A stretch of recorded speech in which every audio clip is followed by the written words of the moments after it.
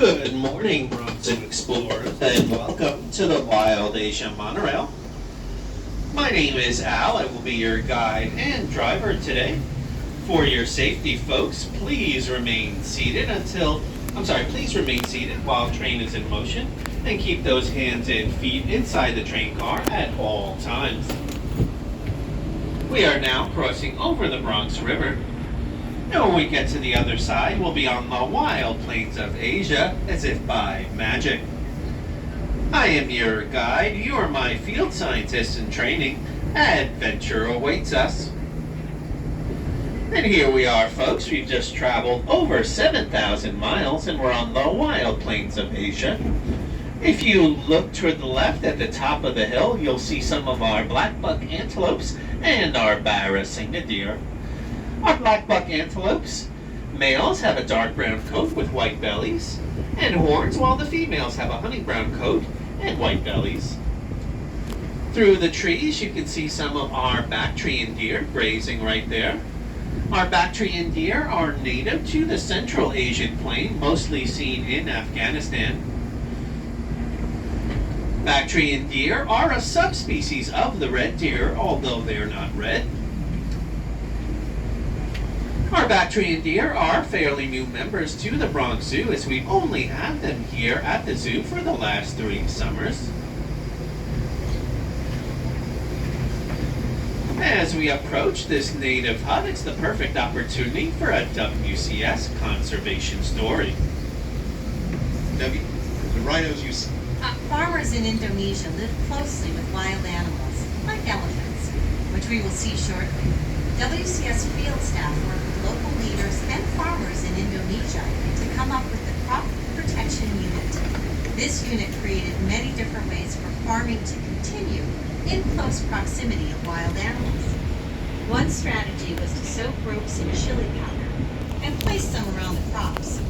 Elephants do not like chili and leave the farms alone, allowing the farmer and the animals to share the habitat peacefully. As we approach our next meadow, we'll be on the lookout for a herd of wild horses. These wild horses were once extinct in the wild and could only be seen in North American and Asian zoos. But with conservation efforts from these same zoos, our Mongolian wild horses, or Przewalski horses, have returned to the northern plains of China, Mongolia, and Kazakhstan. As we approach the right-hand side of the meadow, you'll start to see some of our Mongolian wild horses. These horses have a few distinct features that are different than our domestic horses. They have shorter legs, a stockier build. They also have an erect mane that's missing the forelock, the part of the mane that drapes over the forehead. And as we approach the hill here on the right, you'll see the rest of our herd. Here's some more information about our wild horses from our field scientist, Jonathan Slatt. I'm Jonathan Slatt, and I'm the Russia and Northeast Asia coordinator for the Wildlife Conservation Society.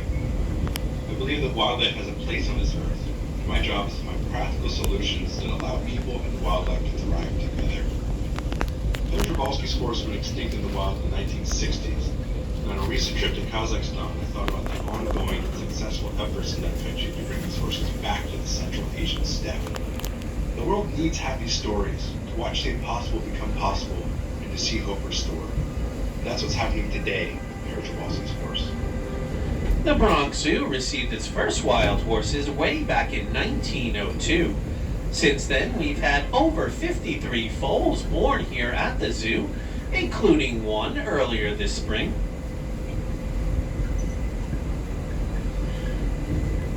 As we approach the top of our next hill, we'll be on the lookout for the world's largest wild cattle, the gaur. The gaur, or Indian bison, can weigh over 2,000 pounds. That's as much as a small car. And it looks like our herd on the right-hand side of the meadow, folks. We'll catch up to them momentarily. Male gaur can stand over 6 feet tall at the shoulder and be over 10 feet long. Males have horns that point straight up, while the females have horns that tilt slightly back. If you look toward the front of the train on the right-hand side, you'll start to see our herd of gaur.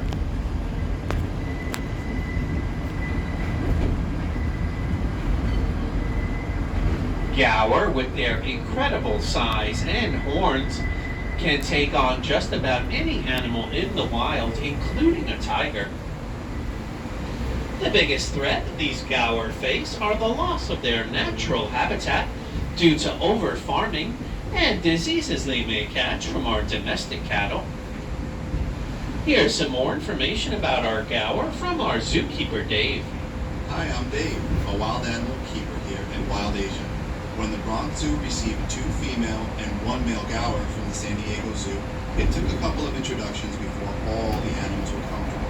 But after a little bit of time, the 3 new animals fully integrated into the herd, and we have the family that you see today. A family group of gaur can consist of up to 40 individuals, and is typically led by an older adult female called the matriarch. Since the 2 females and 1 male have been added to this family, there have been a number of offspring. This is important because gaur are considered to be a vulnerable species, so it's vital to maintain a healthy growing herd here at the zoo. At this time, you might be hearing some noise coming from the concrete jungle instead of our Asian one. That is traffic on the Bronx River Parkway to our right. These large wooden fences you see in front of us help protect our animals from the outside city noise, and they help keep our animals calm and at ease. At this time, I must remind everyone to please remain seated as we are on the lookout for a tiger. We're on the lookout for our 12-year-old male, Amur, or Siberian tiger, and his name is Anakin. Anakin was on the right-hand side of the meadow on my last tour, and he's still over there, folks. Anakin is laying on the right-hand side. He is an Amur, or Siberian tiger, the larger of the 2 species we have here at the Monorail, the other being the smaller Malayan. Tigers are solitary creatures in the wild, and because of this, we only have 1 tiger at a time.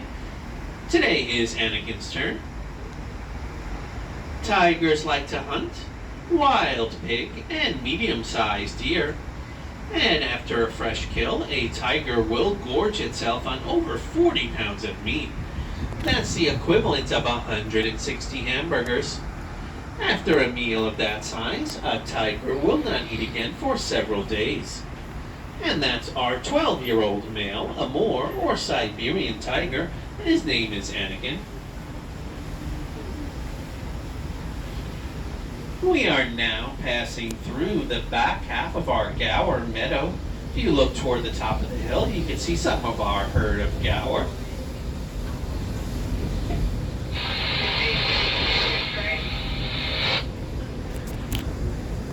As we round this bend, we are entering the back half of that first meadow where you saw some of our deer and antelope. If you look straight down the center of the meadow, you'll see our Barasinga deer and our black buck antelope.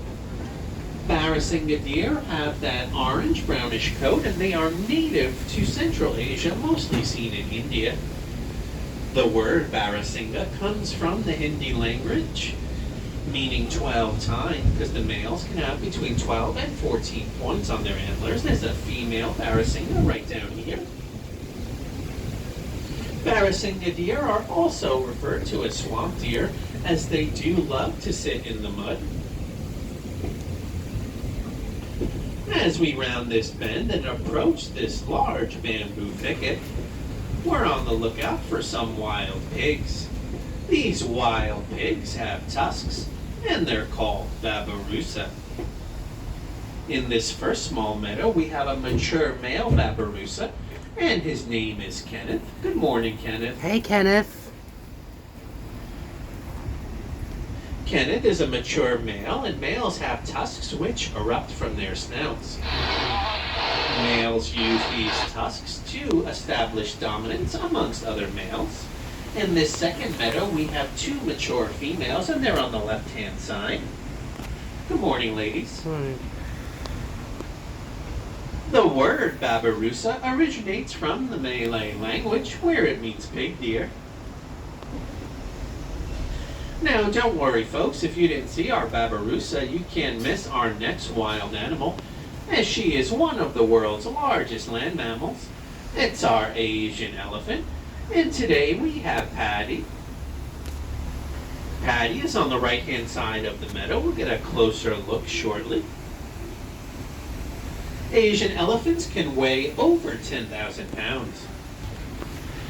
And in order for Patty to keep that wonderful figure she has, she needs to eat over 200 pounds of hay a day, as well as drink over 60 gallons of water.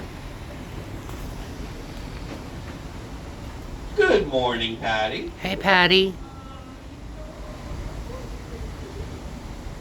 Take a look at that trunk, folks. It's an incredible tool. There are over 40,000 muscles in an elephant's trunk. And Asian elephants have a little finger-like adaptation at the end of their trunk, which they can use to pick up delicate objects like a single blade of grass or an egg without breaking it. That large tree trunk you see on the left-hand side of Patty's meadow is an elephant-sized back scratcher. And Patty receives weekly baths and pedicures. At this time, folks, we're going to say goodbye to Patty. Bye, Patty. And we're going to say hello to another large land mammal. She is a one-horned Indian rhino, and her name is Callie. Hey, Callie. Callie's a one-horned Indian rhino, and they can weigh over 3,500 pounds. Now, it's a common misconception, folks, that rhinos are armor-plated, but in fact, they have very sensitive skin made up of many layers and folds. In order to protect that skin, a rhino will spend a majority of their day sitting in these mud wallows. There's one here at the front of the meadow, and there's a second on the back half of this meadow. The mud gives them an extra layer of protection against insects as well as sunlight. Now, unfortunately, folks, these Indian one-horned rhinos are highly endangered, as there are approximately 3,700 left on the wild plains of India and Nepal. Here at the Bronx Zoo, we've had great success breeding these Indian one-horned rhinos. Since we opened the Monorail in 1977, we've had 14 baby rhinos born here, our last being Patrick, born here over 2 years ago. As we come around this bend, you'll see the original mud wallow from when we opened the Wild Asia Monorail.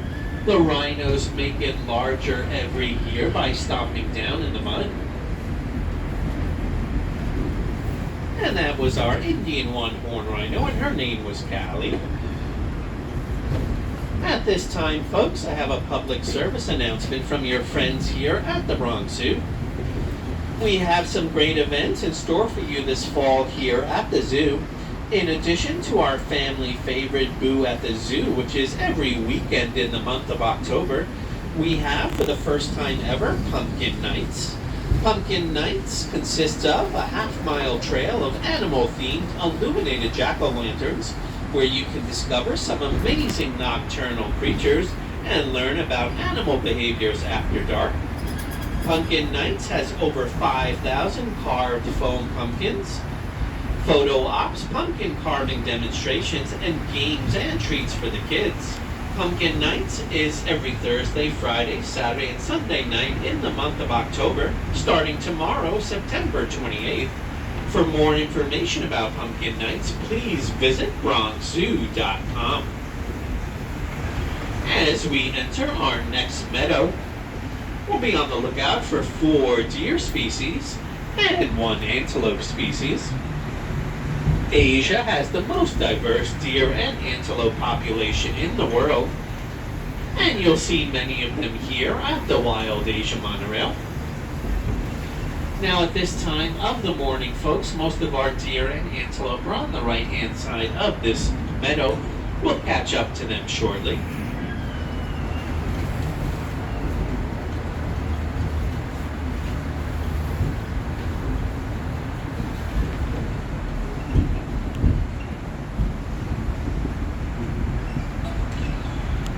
As we approach the right-hand side of the meadow, we'll be on the lookout for some of our hog deer. Our hog deer get their name because they are short and heavy like hogs. They like to run low to the ground and duck under things instead of jump over things like most deer do. Hog deer are native to Central Asia, mostly seen in Pakistan, India, and Sri Lanka. Now, if you look into the center of the meadow, you'll see one of our hog deer grazing, and there's a few more here behind that tree in the back of the mud patch. And if you look toward the right-hand side, in the far corner, sitting in the shade of the trees, you'll see some of our sandbar deer and our nilgai antelope. Our sandbar deer are the large chocolate brown deer. They are the largest deer in southern Asia. Males can weigh over 650 pounds and be over 5 foot tall at the shoulder. Next to our sandbar deer, those are our nilgai antelope. They have white and black stripes around their hooves and around their ears. Almost looks like they're wearing socks. The word nilgai comes from the Hindi language where it means blue bull, because the males have a bluish brownish coat, while these females we have in front of us, they have a light brown coat. We have an all-female herd here at the Bronx Zoo. Now, in this smaller meadow on the right-hand side, we're on the lookout for our Chinese tufted deer. Our Chinese tufted deer have a dark gray coat with white tufts of hair around their nose, ears, and tail. These deer are sometimes quite difficult to see as they are small. They only top out at about 40 pounds in weight. Doesn't look like there's any up close to see. I'm sorry, folks. It looks like they're over the top of the hill. Maybe they're sitting in the shade of the trees. Maybe on your next visit. Chinese tufted deer are native to northern China and Siberia. As we round this bend, we'll be crossing back over the Bronx River. It's the highest point of our tour at over 35 feet. The Bronx River is a home and habitat to many fish, ducks, turtles, and migrating birds. Whether it's the Bronx River here in New York or the Irrawaddy River in Asia, rivers and streams are a vital resource to wildlife everywhere. As we enter our next meadow, you'll notice the rocky terrain. It's the perfect environment for our next two species, our Markhor goats and our Himalayan tar. Our Markhor goats have these corkscrew-like horns. Males have the longer horns that can grow to over 4 feet in length. Males also have those long, shaggy beards. Females have the shorter horns. They can grow to just over 10 inches. Females have a beard as well, right underneath the chin, almost like a soul patch. If you look here underneath the shade of the trees, you'll see one of the baby kids that were born this spring. They're not babies anymore, but they are still quite cute. And yes, folks, baby goats are called kids. The Markhor goat is the national animal of Pakistan, and they are incredible jumpers as they can leap over 4 feet in the air without a running start. It's how they get on top of these rocks and on top of these tree stumps. At this time, if I can get everyone's attention toward the front of the train, you'll see a large V-shaped tree, and right behind that V-shaped tree, in another tree, you'll see our red panda Linus. Linus is a red panda, and red pandas are not related to giant pandas. They are more closely related to skunks, weasels, and raccoons. Although red pandas do enjoy eating bamboo just like giant pandas do. Red pandas are held in very high regard in Asia for their orange-reddish coat. In Nepal, they are called Hunho, which roughly translates into firefox, and the Chinese translation means tiny bear cat. If you look toward the back of the meadow here on the right-hand side, you see two of our markhors on the left, and those two goats on the right, those are two of our Himalayan tahr. They have the shorter horns that go straight back, and they have the darker, grayish-brownish coat. They are equally adept at climbing this rocky terrain, as they have a spongy, soft hoof that almost acts like mountain boots on these rocky terrains.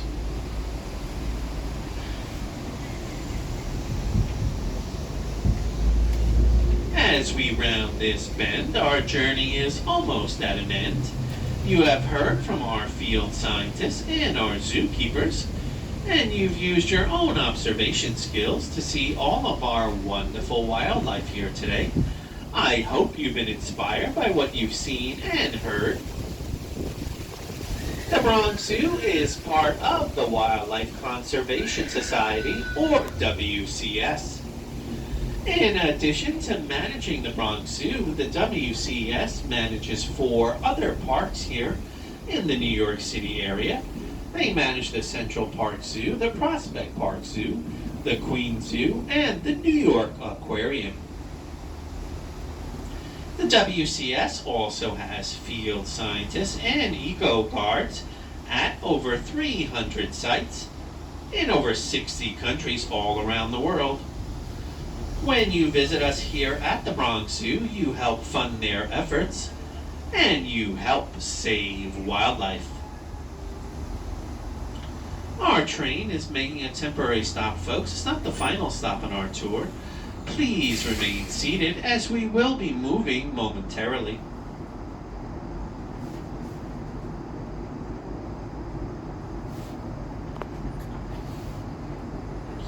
And we're back on our way, folks.